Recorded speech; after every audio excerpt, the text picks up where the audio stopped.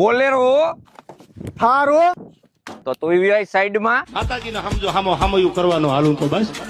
એટલે એ આ જેવા તેવા પાણી નો હોય પ્યોર પેટ્રોલ.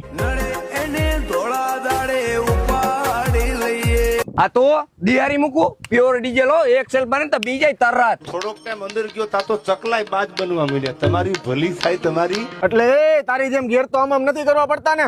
ઓટો લીધી ઉભા ઉભ.